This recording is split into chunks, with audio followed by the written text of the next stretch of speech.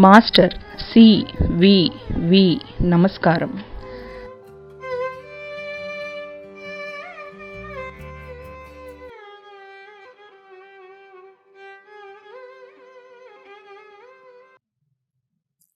Master CVV. నమస్కారం.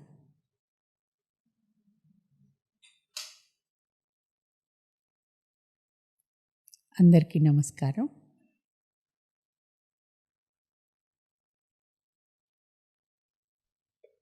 సావిత్రి పఠనానికి ముందు మనము చాలా ఎపిసోడ్స్లో సావిత్రిని చదివే ముందు మనకు తెలుసుకోవాల్సిన కొన్ని ముఖ్యమైన విషయాలు, సావిత్రి గురించిన కొంత సంక్షిప్తంగా వివరాలు, ఇవన్నీ కూడా సావిత్రి పఠనానికి మనం ప్రిపేర్ చేసుకోవటంలో భాగం కిందనే కొనసాగుతూ ఉంది. ఈ సెషన్లో కూడా అటువంటిదే యోగపరంగా మనకి చాలాసార్లు సావిత్రిలో రిఫరెన్స్ వచ్చి షట్చక్రాల గురించి ఇంతకుముందు ఒక సెషన్లో చెప్పుకున్నట్టే యోగపరంగా రిఫరెన్స్ వస్తూ ఇదేమై ఉంటుంది అనేలాగా సాధారణంగా ఒక ప్రశ్న వచ్చేలాగా ఉంటుంది. యోగ సాధనలో కొంచెం ముందుకు వెళ్ళిన వాళ్ళకి తప్పకుండా తెలిసే ఉంటుంది. సామాన్యుల కోసం అనుకున్న 4 డైమెన్షన్స్, బ్రహ్మకి 4 ముఖాలు, విష్ణుమూర్తికి 4 భుజాలు, 4 చేతులు, అలాగా 4 డైమెన్షన్స్, మనకి రావలసిన 4th డైమెన్షన్ అనేలాంటి పదాలు చాలా చోట్ల సావిత్రిలో మనకి వస్తూ ఉంటాయి. వీటి గురించి వివరం కూడా ఆ సావిత్రిలో చెప్పినట్లుగానే అంతకంటే వివరంగా యోగపరంగా ఇదేమిటి అనేది శ్రీ తాతగారు ఈ సావిత్రి నాటకం, ఈ సావిత్రి నాటకం పీఠికలో 1989లో ఆయన రాశారు. అంటే సావిత్రి రాసిన తర్వాత రాసిన ఈ నాటకపు పీఠికలో ఈ 4 డైమెన్షన్స్ ఇవి యోగపరంగా ఏమిటి, వీటి అర్థం అనేది మనకు వివరంగా చెప్పారు. అది ఒక్కసారి మనం ఇక్కడ చూసుకుంటే తప్పకుండా మనకి సావిత్రిని అర్థం చేసుకోవడంలో సహాయపడుతుంది. ఈ నాటకంలో సావిత్రి ఉపోద్ఘాతం అన్న చోట తాతగారు ముందుగా అసలు మరణాన్ని జయించాలి అనే సంకల్పం మనకి సావిత్రిలో కూడా చెప్తారు. ఆ బ్రహ్మ కోరుకుంటే అప్పుడు ఆ సంకల్పం మానవుల్లో వస్తుంది అని, అటువంటి రాజయోగికి ఆ సంకల్పం రావటం కూడా ఆ ఈశ్వరుని ఇచ్చ లేకపోతే జరగదని మళ్ళీ మళ్ళీ చెప్తూ ఉంటారు. ఈ సృష్టి మొత్తం కూడా ఆయన ఇచ్చ, ఆయన సంకల్పం, ఆయన లీలతోటే జరుగుతుంది అని. అందువల్ల ఇక్కడ ఏం చెప్తారంటే ఆ భగవంతుని యొక్క అనుగ్రహం ఉన్నప్పుడే మృత్యువుని జయించగలము అన్న భావము ముందు మనకు అసలు కలుగుతుంది అని, నియామకకర్త యొక్క ఆజ్ఞలను తిరస్కరించగల ఓపిక అప్పుడు మాత్రమే మానవునికి లభిస్తుంది. అంటే మరణం, ఈ విధి విధానం, ఈ విధి విధానాన్ని తిరస్కరించే ధైర్యం ఆ భగవంతుని ఇచ్ఛ వచ్చినప్పుడే జరుగుతుంది. ఇట్టి భావములు రేకెత్తుటకు ఆ పరమేశ్వరుని అనుగ్రహము యొక్క ప్రేరణ కారణము కనుకనే ఈ సావిత్రి అనే యోగ గ్రంథ రచనకు మార్గము ఏర్పడినది. అవి భగవంతుడి నుంచి వచ్చిన సంకల్పాలు కాబట్టే అందుకున్న యోగులు మనకి అందించారు. ఆ సంకల్పం అనేది మనకి పుట్టినది అనుకునే కంటే భగవత్ సంకల్పం కాబట్టే దానికి కాలం ఇప్పుడు వచ్చింది కాబట్టే ఆ ఆలోచనలు మనుషుల్లో వస్తున్నాయి. ఆ భగవంతుని ఇచ్చ సుమారుగా సావిత్రి రచన శ్రీ అరవిందులు అంటే ఆయన జైల్లో నుంచి వచ్చేసి పాండిచ్చేరి 1916లో వచ్చి ఈ సూప్రామెంటల్ డిసెంట్ గురించిన యోగానుభూతులతోటి సావిత్రి రచన స్టార్ట్ చేసిన టైంకి కరెక్ట్గా డేట్లు టైంలు కాదు కానీ అదే టైం అప్పుడు సుమారుగా అదే కాలం నందు అనగా ఈ శతాబ్దారంభమునందు ఈశ్వర ప్రేరణ వలననే కుంభకోణములోని మాస్టర్ సి.వి.వి. గారిలో కూడా ఈ అమృత రస సిద్ధి గురించిన భావములు పనిచేయుట ప్రారంభమైనవి. ప్యారలల్గా చూసుకోవచ్చు. ఈ భావములు నాలో కలుగుటకును, ఈ యోగమును స్థాపించుటకును, యోగ సాధన చేయుటకును ఆ బ్రహ్మము యొక్క ప్రేమయే కారణము అని మాస్టర్ సివివి గారు స్పష్టముగా చెప్పారు. మాస్టర్ సివివి గారు ఇది ఆ బ్రహ్మము యొక్క ప్రేరణ వల్లనే ఈ అమరత్వం భూమి మీద రావాలి అనే ఈ నూతన యోగం ప్రేరణ నాకు వచ్చింది ఆ పరబ్రహ్మం నుండి అని మాస్టర్ గారు చెప్పారు. ఈ మానవునిలో గల నిర్మాణ లోపములు అన్నింటినీ చక్కదిద్దవలయునని, శరీరమునకు పర్ఫెక్షన్ రావాలనని వారి సంకల్పం. ఆ పర్ఫెక్షన్ వస్తేనే మ్యాటర్ స్పిరిట్ లాగా మారుతుంది. మ్యాటర్కి ఆ గంగావతరణాన్ని తనలోకి తీసుకొనగలిగి అమృతత్వాన్ని ఇటర్నల్గా ఇక్కడ స్టేబుల్గా నిలబడే సామర్థ్యాన్ని తెచ్చుకోవటం సాధ్యం అవుతుంది అని. ఫిజికల్ ఇండిపెండెన్స్, ఇండిపెండెంట్ ఫిజికల్ అన్నది సివివి గారు దీనికి చాలా అవసరం అన్న వారి యోగ లక్ష్యం అది. మన ఫిజికల్ ప్రపంచంలో వేటి మీద కాకుండా తన స్వయం శక్తితో, స్వయం ప్రభతో ఉండగలగాలి మానవుడు. మానవుడే కాదు, సృష్టి, భూదేవి స్వయం ప్రభతో ఉండాలి. ఈ శరీరము ఇప్పుడు అన్నింటికీ బానిసగానే ఉంటున్నది. నీరు లేకుండా ఈ శరీర వ్యాపారం నడవదు. నీరు, నిప్పు, భూమి, వాయువు అన్నీ మన పైన అధికారము కలవి.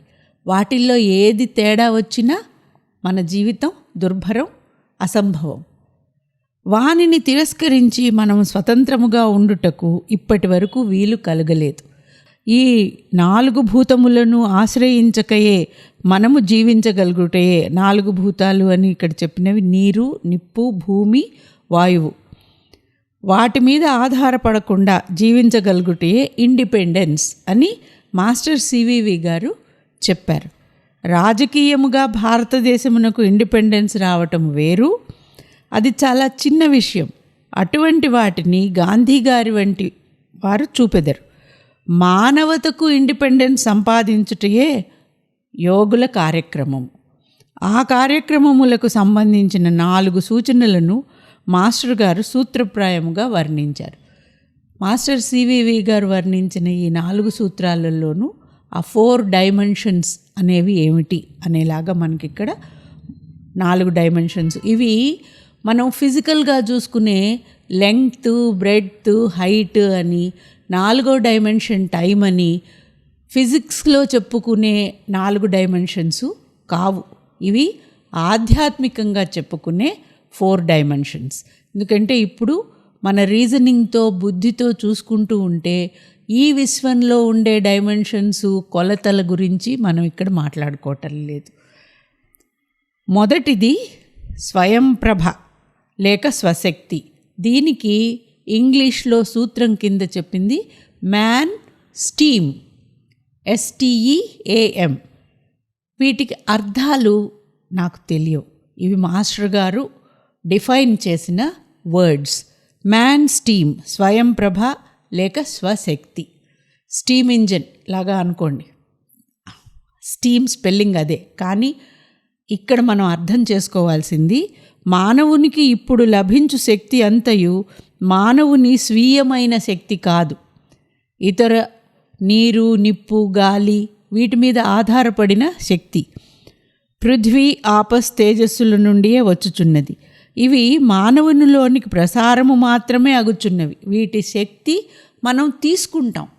మొక్కలు ఫోటోసింథసిస్ చేస్తాయి, సూర్యుడి నుంచి సూర్యరశ్మి తీసుకుని, గాలిలో నుంచి ఆక్సిజనో కార్బన్ డైఆక్సైడో తీసుకుని, భూమి వెలుగు సూర్యుడి నుంచి చంద్రుడి నుంచి తీసుకుని, సృష్టి మొత్తం కూడాను ఈ చుట్టుపక్కల వాటి మీదనే తన శక్తికి ఆధారపడి ఉంటుంది. స్వయం ప్రభ లేక స్వయం శక్తి అన్నది ఇంకనూ మానవునికి ఇంతవరకు లభించుట లేదు. ఈ యోగాభ్యాసము వలన అట్టి స్వయం శక్తి యొక్క ప్రభవ స్థానము మానవుని నుండియే ప్రారంభము కావలసి ఉన్నది.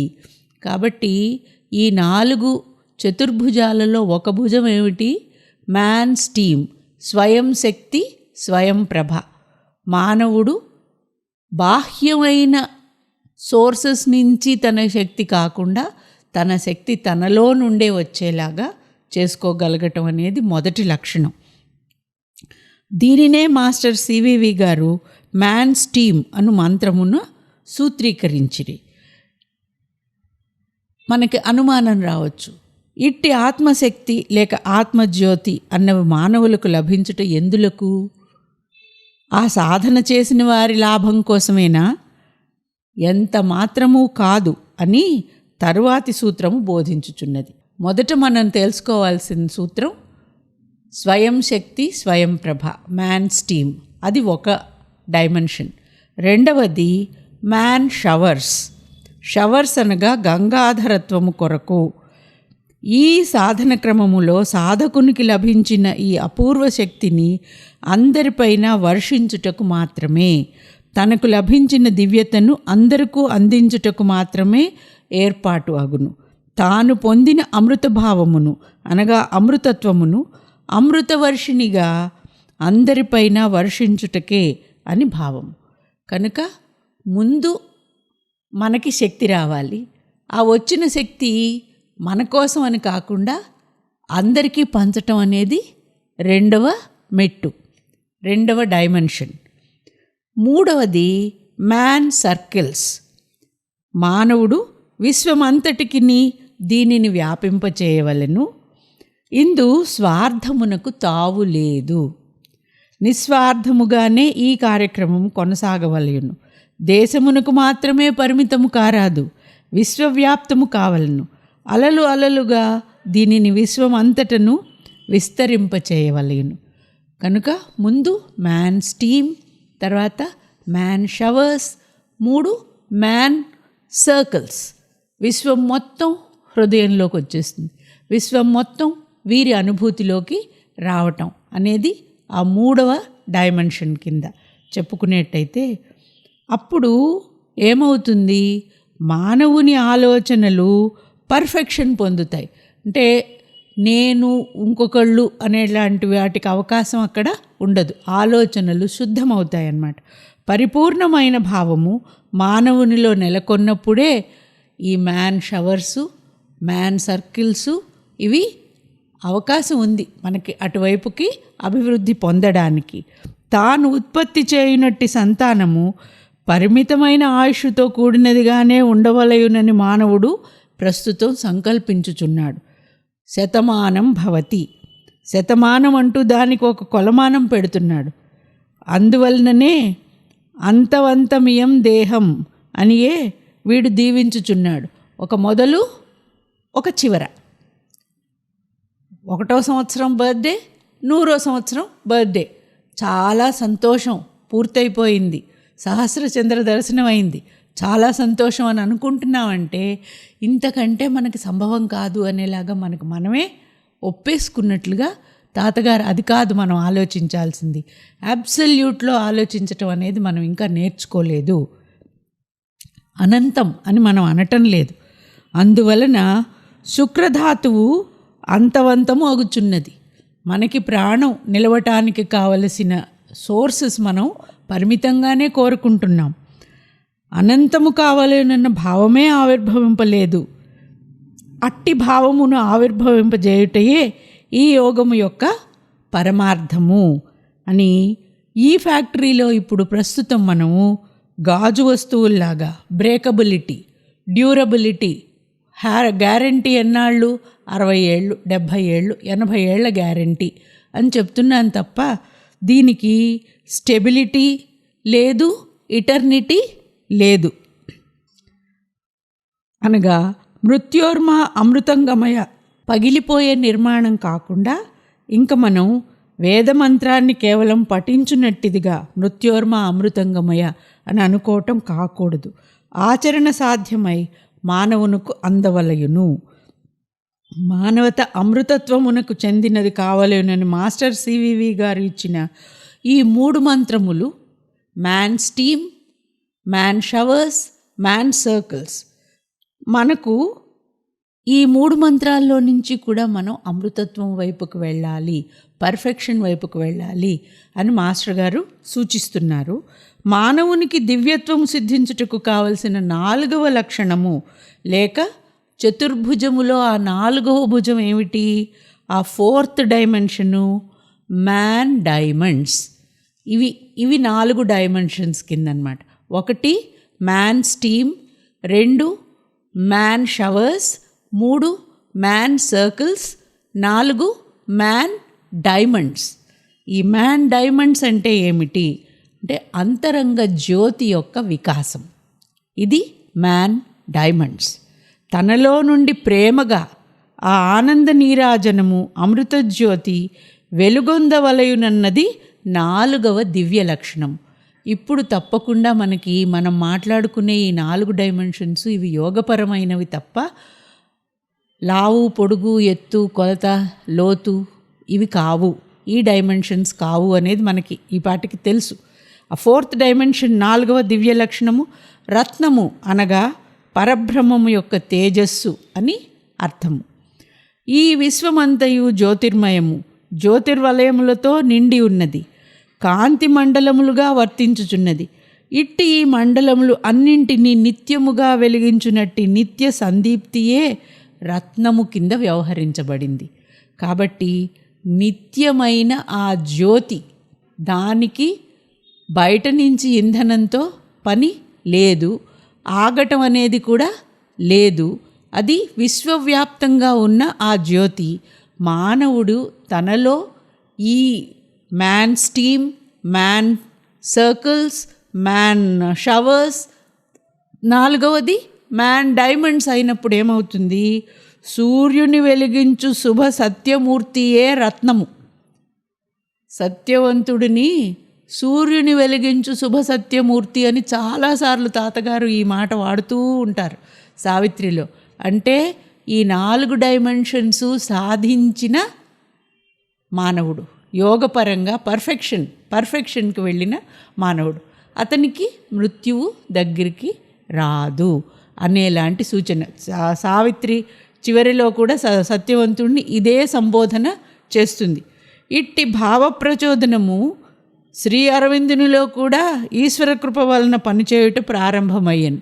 మాస్టర్ గారు చెప్పే ఈ 4 డైమెన్షన్సే అరవిందుల వారికి కూడా యోగపరంగా ఈ 4 డైమెన్షన్స్ కనపడబట్టే సావిత్రి అను యోగ గ్రంథము ఆ ఈశ్వర కృపా విశేషముగా అరవింద యోగి ద్వారా మనకు లభించినది అని.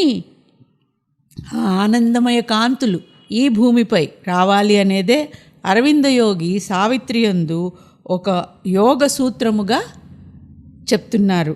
Ecstasy of the infinite is her goal, nothing less. ఆ విశ్వ సృష్టికర్త యొక్క బ్రహ్మానందం ఈ సృష్టి అంతా నిండటమే, అంతకు కొంచెం తక్కువ కూడా ఆ జగన్మాత ఒప్పుకోదు, ఏ విధమైన రాజీ పడదు. సృష్టి మొత్తం అమృతమయం అవ్వాలి. అమృతస్య పుత్ర అని అంటం అనేది ఉత్తి మాట కాదు, మృత్యోర్మ అమృతంగమయ అనేది కూడా ఉత్తి మాట కాదు అనేది చెప్తున్నారు. సివివి గారు చెప్తున్నారు, అరవిందుల వారు చెప్తున్నారు. అరవిందుల వారు ఆ యోగ విశేషాలన్నీ సావిత్రిలో చెప్పారు అనేది తాతగారు ఈ పుస్తకంలో ఇంత వివరంగా ఈ 4 డైమెన్షన్స్ గురించి చెప్పారు. తాతగారు ఈ చతురస్ర వ్యాప్తి, ఫోర్త్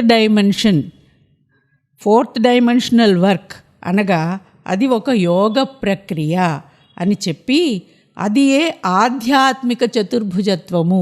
అందుకే ఇందాక చెప్పాను, చతుర్భుజం అంటే స్క్వేర్ అనో లేకపోతే 4 డైమెన్షన్స్ అంటే లెంగ్త్ బ్రెడ్త్ కాదు, అది ఆధ్యాత్మిక చతుర్భుజత్వం.